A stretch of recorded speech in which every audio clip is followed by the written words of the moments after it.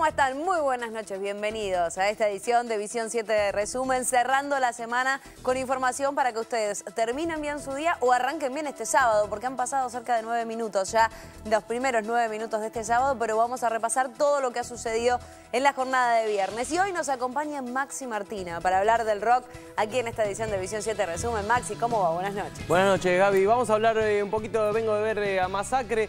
Esperaba que muestren algo del disco nuevo, pero todavía no adelantaron nada, pero sí, ya te voy a contar cuál es el nombre del próximo disco de una de las mejores bandas argentinas llamada Masacre. Y hoy empieza el Vive Latino, un festival que en México la rompe y cada vez viajan más bandas argentinas. En esta edición va a haber 9 bandas, hablamos con 2 antes de que se vayan. Perfecto, prometido entonces para dentro de algunos minutos el señor Maxi Martina y todo el rock. Nosotros comenzamos a desarrollar la información y la primera noticia tiene que ver con una reunión de cancilleres de UNASUR que se van a dar en las próximas horas, concretamente en Quito, en Ecuador, donde se van a reunir para analizar la situación que atraviesa en este momento el gobierno de Venezuela, apuntado por su par de Estados Unidos como una falta contra la seguridad del país norteamericano. Evo Morales también hizo referencia a este tema.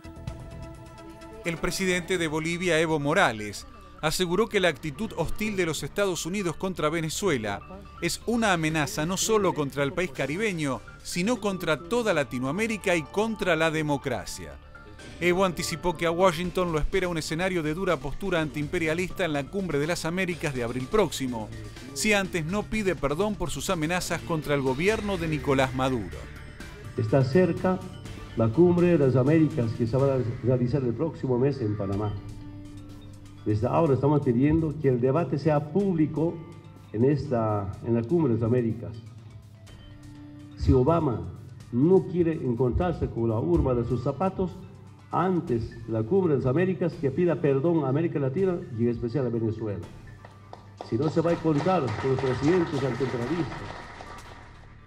En este contexto, el presidente Nicolás Maduro le pidió a la representación venezolana que organice en Washington una muestra similar a la Expo Venezuela de Verdad, que se hizo en Madrid e incluso no descartó que pueda estar presente en su inauguración.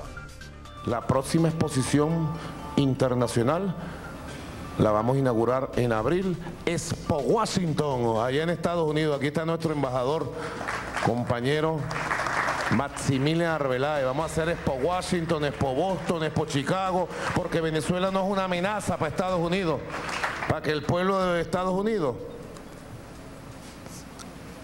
amplíe su conocimiento sobre la verdad de Venezuela.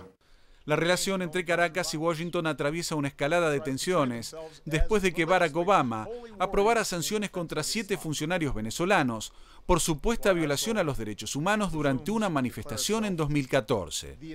En otro episodio que profundizará el debate, esta madrugada apareció ahorcado en su celda del Servicio Bolivariano de Inteligencia el opositor Rodolfo González Martínez, conocido como el Aviador, quien estaba detenido desde el año pasado por liderar protestas antigubernamentales.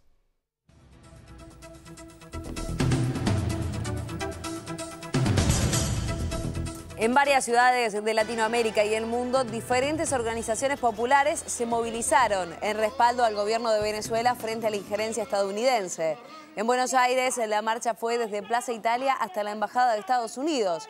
Entre los manifestantes se encontraba el Premio Nobel de la Paz, Adolfo Pérez Esquivel, quien marchó junto a la ex senadora colombiana Piedad Córdoba. Pérez Esquivel dijo que la única forma de apoyar a Venezuela es con la unidad de los pueblos de América Latina.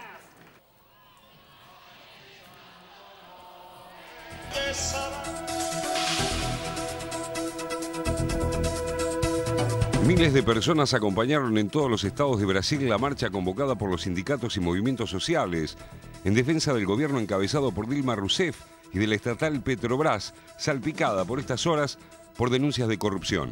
Esta movilización fue previa a la protesta que convoca a la oposición para este domingo en contra del rumbo económico del gobierno y la corrupción. La movilización en respaldo a Dilma llevó consignas como «A la corrupción se le enfrenta con la reforma política o fuera, golpistas». Uno de los fundadores de la Teología de la Liberación, el brasileño Leonardo Boff, se encuentra en Buenos Aires participando del Foro por la Emancipación e Igualdad, quien respaldó al gobierno de Dilma Rousseff. Hay un fenómeno en Brasil que uno no conocía bien, que hay un odio y una rabia muy fuerte contra el PT.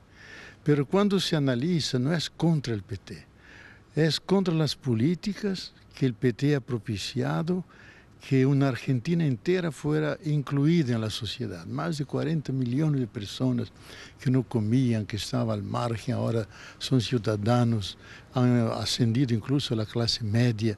Entonces las clases dominantes, tradicionales, se ven invadidas en sus espacios.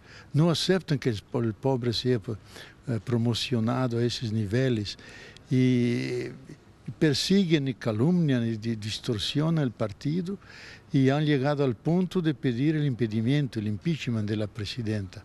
Hay un punto que es débil para nosotros, pero hay que reconocer que hubo una gran corrupción dentro de la Petrobras. Y evidente es el gancho mediante el cual atribuyen a la presidencia la última responsabilidad y a raíz de eso entonces en la justicia, la Suprema Corte, plantear eventualmente un impedimento, el impeachment. Y ahí está la correlación de fuerzas muy difícil de calcular. Hoy milhares en 35 ciudades se han manifestado los movimientos populares, que son muy grandes en Brasil, y domingo serán del otro lado, que van a exigir, como es clase media y es domingo, posiblemente prefiere ir a la playa que hacer manifestaciones. Entonces no creemos mucho en la fuerza política de ellos.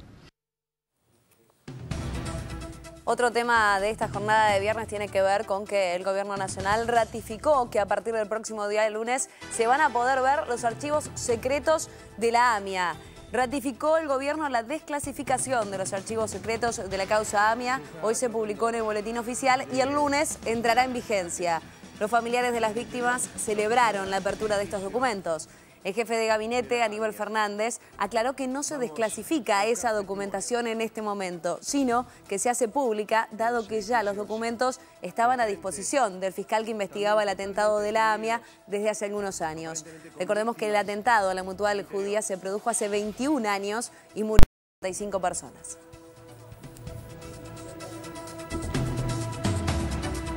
Y este sábado se va a reunir la Convención Nacional de la Unión Cívica Radical, en medio de un fuerte debate que tiene que ver con la política de alianzas que va a seguir este frente político. Por un lado, algunos de este partido tratarán de alinearse a Mauricio Macri de cara a las próximas elecciones. Por otro, intentarán ampliar aún más las alianzas. La convención de Gualeguaychú tiene que tomar una definición. Un acuerdo amplio me parece muy bien. Yo sé que por ahí la gente dice júntense en todo esto, pero después cuando uno ve conjunciones que no cuajan, la verdad que me confundo. Si no se puede ese acuerdo amplio, ¿con quién vamos? Y en ese caso yo voy a ir a postular que vayamos con la coalición cívica y el PRO. Nosotros en nuestro espacio reclamamos y le reclamamos al gobierno certidumbre, previsibilidad, certeza, credibilidad, confianza. Si no la irradiamos nosotros mismos, somos los que declamamos esto para que el país ande mejor, y bueno, va a ser muy difícil generar esa confianza en la sociedad. Gualeguaychú Entre Ríos será escenario de la Convención Nacional de la UCR, casi la única instancia en la que solo pueden participar afiliados al partido para discutir y planificar estrategias políticas en su condición de radicales. ¡Volveremos, volveremos! Así, se espera que el presidente de la UCR, Ernesto Sanz, quiera llevar al partido, con candidato definido inclusive, a disputar una interna con el PRO. Vamos a llegar con una propuesta clara. Que Julio Cobos quiera ser elegido candidato presidencial y junto con Alfonsín luchar por salvar lo que queda del Faunen en alianza con el socialismo. Yo creo que Después está Gerardo Morales, quien ve en Massa su posibilidad al electorado peronista en Jujuy, pero para no quedar sectario, propone una alianza amplia con Massa y Macri, cosa que el jefe porteño ya rechazó. Massa y Macri hace ya tiempo que ven en el poder territorial radical la estructura electoral en el interior, y los radicales que se le acercan, en ellos, el trampolín de popularidad del que carecen. Estas son las columnas de discusión de la Convención Radical en Gualeguaychú, para definir el futuro de la UCR en las próximas elecciones.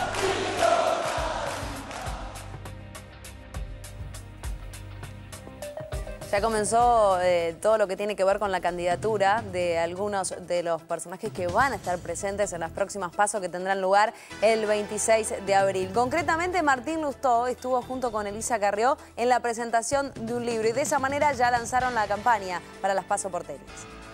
La verdad es que nosotros lo que vemos es una ciudad que ha mejorado en muchos aspectos.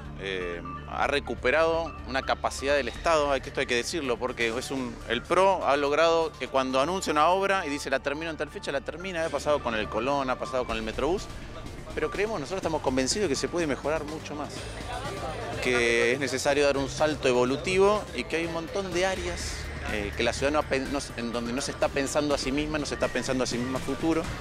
Salud, educación, seguridad, cosas que han quedado a mitad de camino y que estoy convencido de que se pueden resolver de otra manera. Hay un enorme gasto en algunas cuestiones, la principal es publicidad, que tendría que estar en otro lugar. Si el PRO hubiera mantenido el nivel de publicidad que tenía en el año 2007, hoy habría 540 millones de pesos más para otra cosa. 540 millones de pesos más ¿para qué?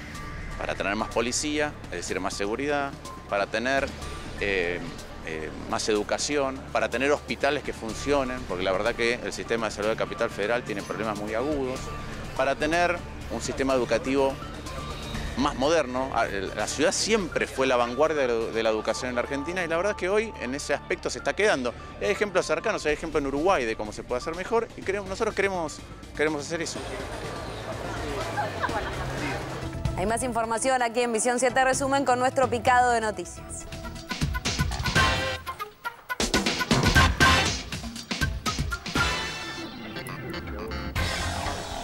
Culminó el lockout agropecuario. Se cumplieron los 3 días de paro dispuesto por un sector de los productores agropecuarios. La medida incluyó el cese de comercialización de granos, hacienda en pie y leche.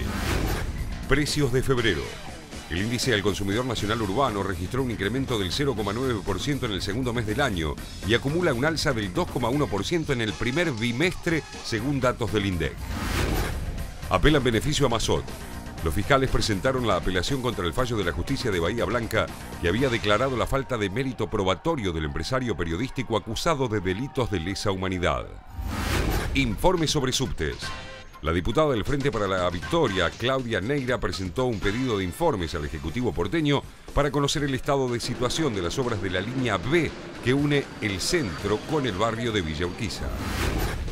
Intiman a Edenor y Edesur.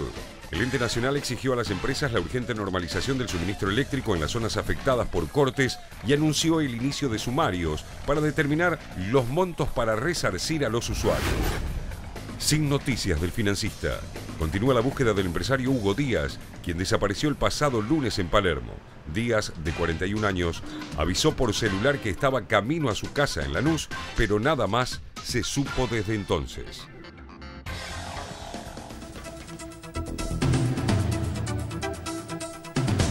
Francisco cumplió 2 años al frente de la Iglesia Católica. En una entrevista anticipó que su papado será breve, de 4 o 5 años, y aseguró que se siente muy acompañado. Francisco, de 78 años, dijo que no le disgusta dirigir a la Iglesia Católica y descartó poner un límite de edad al pontificado.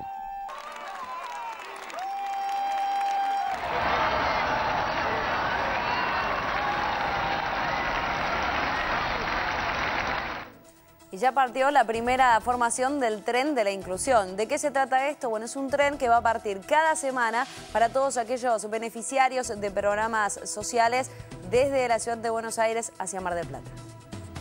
Muchos conocen por primera vez, van a conocer por primera vez el mar.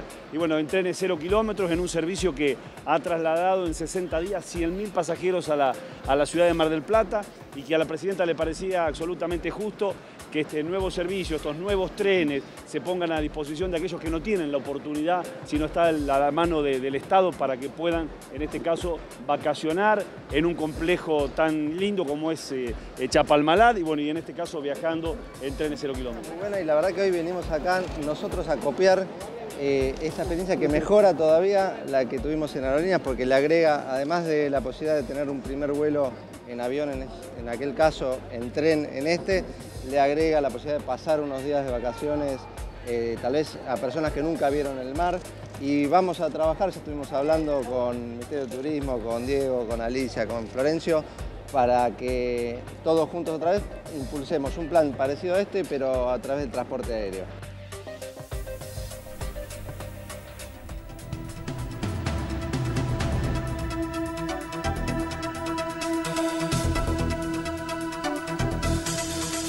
La televisión pública fue escenario de la entrevista que el periodista español radicado en Francia, Ignacio Ramonet, le hizo al intelectual estadounidense Noam Chomsky. El periodista y el pensador recorrieron la actualidad política del mundo, dominada por las corporaciones, y además analizaron la política imperialista que desarrolló Estados Unidos desde el fin de la Guerra Mundial hasta hoy. Además, analizaron también el papel de los grupos mediáticos que actúan como soportes de los procesos de dominación y dependencia.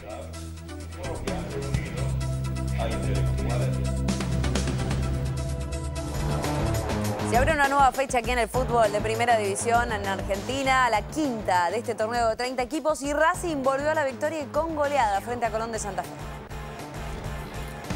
Ha jugado como local Racing en este cilindro de Avellaneda y terminó goleando 4-1 a Colón de Santa Fe. Núñez ha sido la gran figura que ha tenido este partido, ya van a ver por qué. Lo cierto es que Racing arrancaba ganando con el gol del rosarino Gonzalo Castillón, que de esta manera ponía el 1-0 para la Academia. Recordemos que venía de perder entre semana por Copa Libertadores frente a Sporting Cristal de manera sorpresiva, y hoy con esta victoria ha repuntado, por lo menos en cuanto al ánimo de este plantel, y porque además comienza de a poco a acercarse. Tiene 8 puntos y está a 4 ahora del líder Rosario Central, que todavía tiene que jugar. 1-0 ganaba Racing, seguía insistiendo y tenía varias situaciones. En esta amarilla le mostraba el árbitro del partido a uno de los futbolistas de Colón después de esta infracción, y desde el punto penal llegaba el gol de Romero para poner un tanto más para Racing. 2-0 estaba el partido a esta altura. Romero, que es uno de los tantos refuerzos que ha traído para este año la Academia. De hecho, los 3 últimos goles del conjunto de Avellaneda fueron de parte de esos refuerzos. Piedra libre allí para Diego Milito, que se está recuperando de una lesión y que estaba en uno de los palcos, en realidad no platea, de los palcos que tiene este cilindro de Avellaneda. Llegaba un gol más.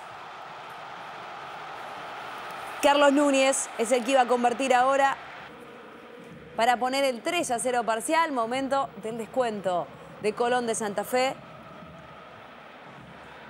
que por más que llegaba a descontar, no le iba a alcanzar después. El tanto había sido de Raúl Becerra y no llegó a tratar de descontar aún más, o de por lo menos ponerse a tiro del partido. Colón, que tampoco ha tenido un gran arranque de campeonato. Fundamentalmente en este partido no ha tenido una buena actuación. Esta fue una de las últimas, le terminaba regalando otra vez el rebote a un futbolista de Racing, el arquero del conjunto santafesino, e iba a ser Washington Camacho el que ponía las cifras definitivas. 4-1, goleada de Racing, que tiene 8 puntos y que cada vez se acerca más a Central. Por el contrario, para el conjunto santafesino es un arranque de temporada preocupante para los de Colón. Están en la última parte de la tabla de promedios y tienen que sumar. Preocupante también este arranque para Crucero del Norte y para Limpo. Empataron sin goles y ambos equipos siguen sin ganar en lo que va de este torneo, en estas 5 fechas que se van disputando por ahora. Recordemos que mañana va a continuar, pero ya se sabe que habrá un encuentro menos, y se trata de Gimnasia Nueva Chicago. Por falta de dispositivo policial no se va a disputar, y ya es el primer partido suspendido que tiene este torneo de 30 equipos. 0-0 fue el resultado entonces, partido disputado en Misiones, en Posadas concretamente, en este arranque de quinta fecha, en uno de los 2 adelantados, en el estadio Andrés Guacurarí de la localidad de Guarupá, y fue dirigido por Pablo Lunati. Este fue el partido que le tocó a Lunati en esta fecha. Ambos conjuntos siguen sin ganar y los dos tienen apenas 2 unidades, producto de 2 empates. Estos fueron los 2 partidos entonces que abrieron esta quinta fecha del torneo de Primera División del fútbol argentino.